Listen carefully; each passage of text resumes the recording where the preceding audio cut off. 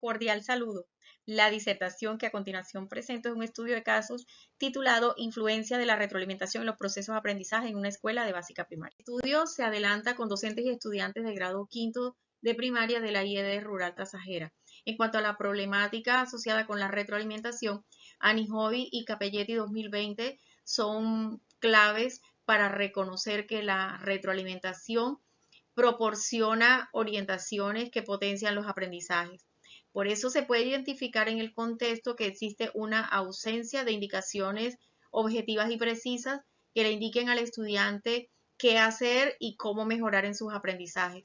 Esto genera una inquietud en la comunidad educativa, quien además evidencia que hay una búsqueda para comprender el problema y establecer estrategias puntuales y precisas que permitan retroalimentar formativamente como proceso que conduce a la mejora constante en los aprendizajes.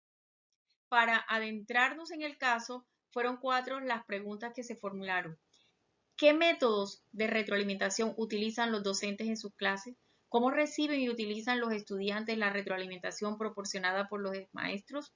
¿Cómo perciben los docentes la efectividad de la retroalimentación en el aprendizaje de los estudiantes? ¿Existe una relación entre la retroalimentación proporcionada por el docente y el rendimiento académico de los estudiantes? Para responder a los cuestionamientos se plantearon los siguientes objetivos. Analizar los métodos de retroalimentación utilizados por los docentes en la escuela primaria. Evaluar la percepción de los docentes sobre la efectividad de la retroalimentación en el proceso de aprendizaje de los estudiantes.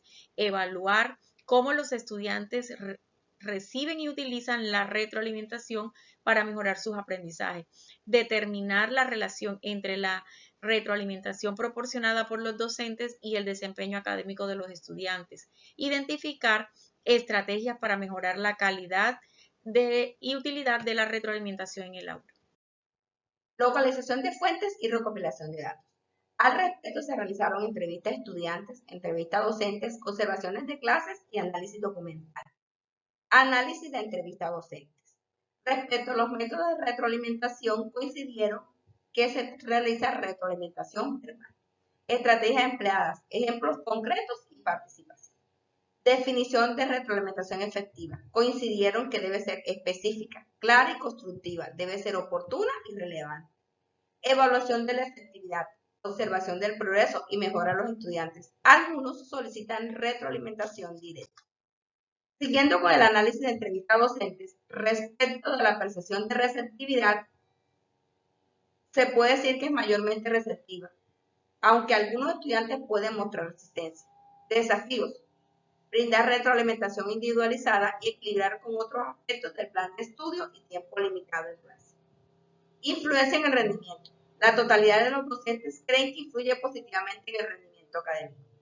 Sugerencias para mejorar: proporcionar más oportunidades de retroalimentación y de habilidades de autocorrección en los estudiantes.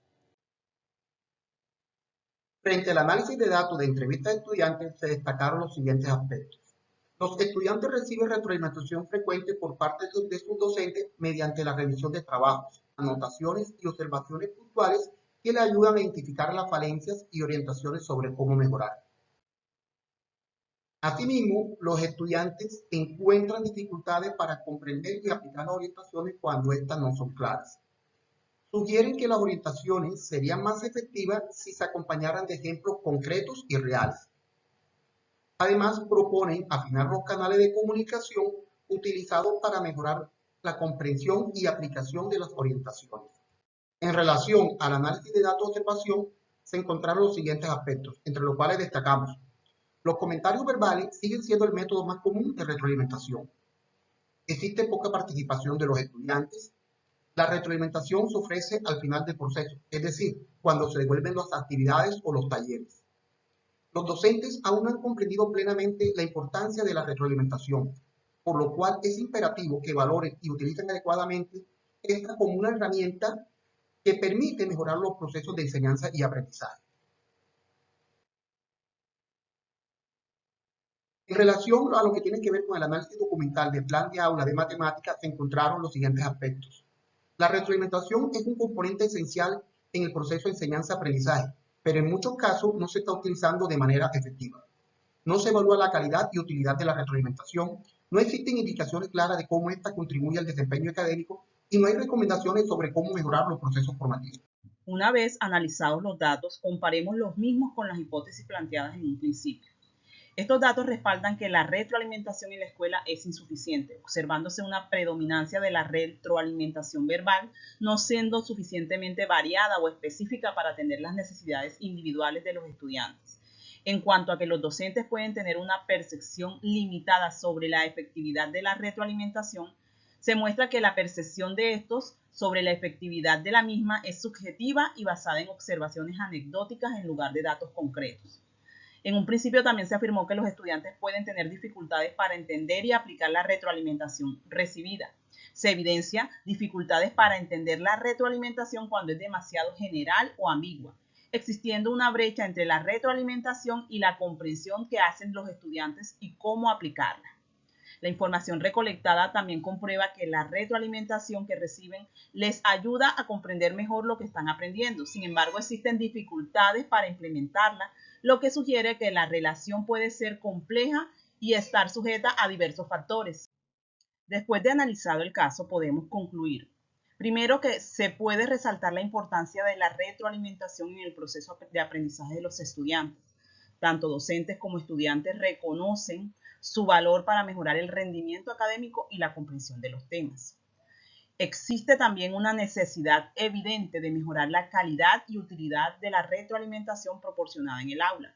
La falta de una retroalimentación clara y específica puede limitar el potencial de los estudiantes para mejorar su aprendizaje. También los docentes enfrentan desafíos al proporcionar retroalimentación efectiva, como la falta de tiempo, la diversidad de necesidades en el aula, destacando la importancia de desarrollar estrategias y recursos adecuados para apoyar la retroalimentación.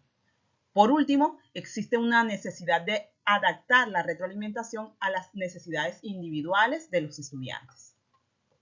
Para finalizar, hablemos de la aplicabilidad de los resultados. Las sugerencias como el uso de ejemplos concretos y la retroalimentación en tiempo real pueden ser aplicables en otras instituciones. Es importante fomentar la participación de los estudiantes durante la retroalimentación para mejorar su comprensión.